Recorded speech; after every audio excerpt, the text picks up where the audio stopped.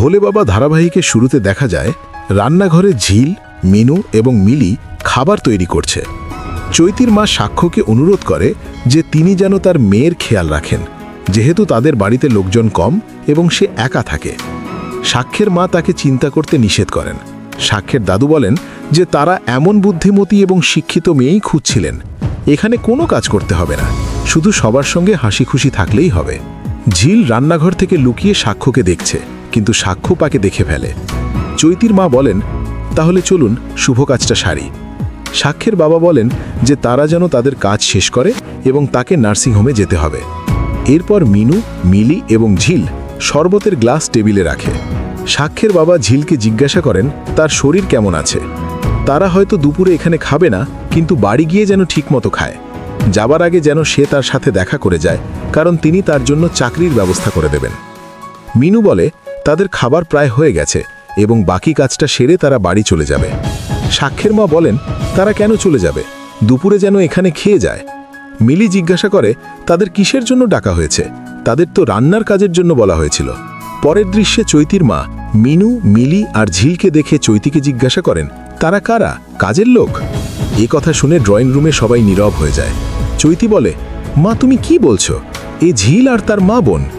কাজের লোকের কথা শুনে মিনু বলে, চৈতি দিদি, তোমার মা ঠিকই বলেছে, কাজের লোককে কাজের লোক বলাই তো স্বাভাবিক। আমরা তো এখানে আত্মীয় হয়ে আসেনি, রান্নার কাজ করতে এসেছি। এরপর ঝিলকে দেখে চৈতির মা বলেন, মাত্র দুদিন আগে তুমি এ বাড়ির বউ ছিলে, ডিভোর্স করে সব যোগাযোগ শেষ করে দিয়েছ, এখন আবার রান্নার জন্য এসেছ? কি লজ্জাহীন মেয়ে তুমি। ঠিক তখন সাক্ষ্য বলে ওঠে, আসলে আমি শর্ত দিয়েছিলাম যে আশীর্বাদের সব খাবার মিনু মাসি তৈরি করবে, আর যেহেতু অনেক রান্না তাই তার মেয়েরা সাহায্য করতে এসেছে। সাক্ষ্যের কথায় সবাই চুপ করে যায়। চৈতির মা বলেন, দিদি তাহলে এবার আশীর্বাদের ব্যবস্থা করুন, চলুন শুভ কাজটা সারি।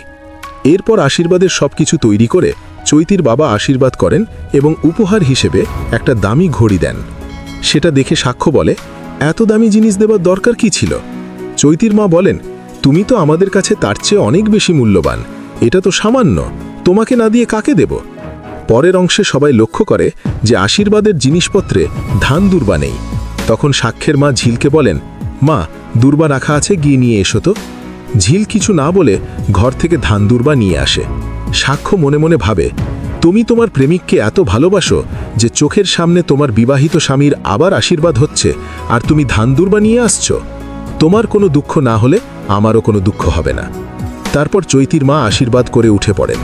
সাক্ষ্যের মা বলেন, চলুন সবাই এবার মিষ্টি খাই।